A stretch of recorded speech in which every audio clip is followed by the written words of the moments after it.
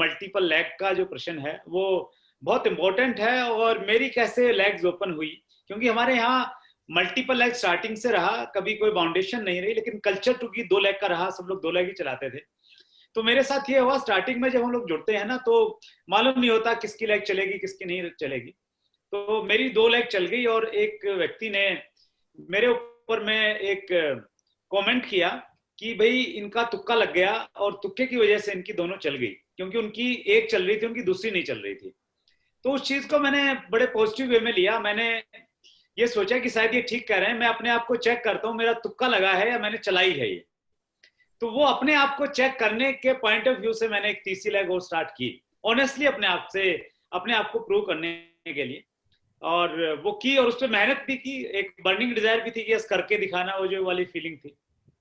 तो वो तीसरी लेग भी स्टार्ट हुई और इसी प्रकार से फिर सतीश पंडित जी जब ज्वाइन हुए, वो आए तो उन्होंने बोला कि सर मैं डायरेक्ट आपके साथ में जुड़ना हो चाहता हूँ। फिर चौथी भी स्टार्ट हो गई और ऐसे करते करते पांचवी भी स्टार्ट हो गई। तो एक बहुत बड़ा बिजनेस हम लोगों ने क्रिएट किया। और देखिए मैं दो दो चीजें कहना चाह रहा हूँ इसमें। पहली चीज तो मल्टीपल लैग के बहुत सारे बेनिफिट हैं। एक तो मल्टीपल लैग पे अगर आप जाते हैं तो बिजनेस को हम लोग इंडिपेंडेंट बिजनेस क्रिएट कर सकते हैं। अदरवाइज तो अभी जैसे राजा राम सारंग जी ने बहुत अच्छी बात कही कि बरगद के पेड़ के नीचे कभी बरगद का पेड़ पैदा नहीं होता। तो 2 लेग वाले कल्चर में कहीं ना कहीं एक अपलाइन हमेशा हमारे ऊपर रहता है, तो उससे नीचे वाली लीडरशिप उतना ज्यादा नहीं पनप सकती। जबकि जब हम लोग ओपन बिट्स में जाते हैं, नए व्यक्ति के साथ में काम करते हैं और उसको खुल के काम करने का मौका देते हैं, तो इंडिपेंडेंट हम बिजनेस में बोलते हैं कि we are IBO, independent business owners. तो वो वाली फीलिंग क्रिएट होती है मल्टीपल लेग में।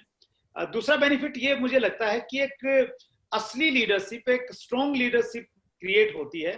क्योंकि जब एक अच्छा लीडर है वो अगर किसी के साथ में काम करके एक नया ग्रुप स्टार्ट कर रहा है, नई लीडरशिप के साथ में काम कर रहा है, तो उसका डुप्लीकेशन वहां पे हो रहा है। तो एक स्ट्रॉन्ग लीडरशिप उसकी कॉपी फास्ट गति से शुरू होती है, क्योंकि डेप्थ में जाके वो काम नहीं करता जब वो एक नई लेग के साथ में करता है। तीसरा मुझे इसका फायदा ये लगता है, इससे बड़ी इनकम के एग्जाम्पल क्रिएट होते हैं, वो लोगों को अट्रैक्ट करते हैं। चौथा फायदा मुझे ये लगता है कि जब सीनियर लीडर्स ग्राउंड लेवल पे जाके काम करते हैं तो वो ग्राउंड लेवल के इश्यूज को जान पाते हैं। ऊपर उन्हें कोई सिस्टम बनाना होता है तो ग्राउंड लेवल की सारी इंफॉर्मेशन उनके पास में है, तो सिस्टम बेहतर तरीके से डिजाइन कर सकते हैं। तो बहुत सारे बेनिफिट्स हैं। तो मैं तो हमेशा इस चीज की प्रशंसा करता हूं कि ओपन बिट्स पे हमें काम करना चाहिए।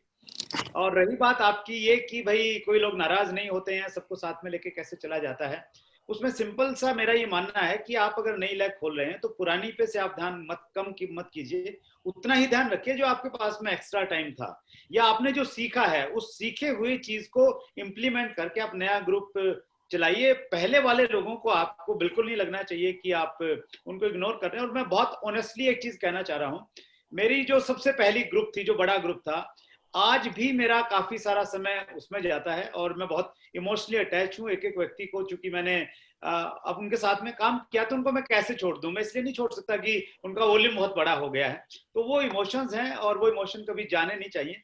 और वो इमोशन नहीं जाएंगे तो फिर आपसे हर लोग खुश ही रहेंगे। तो ये पार्ट है।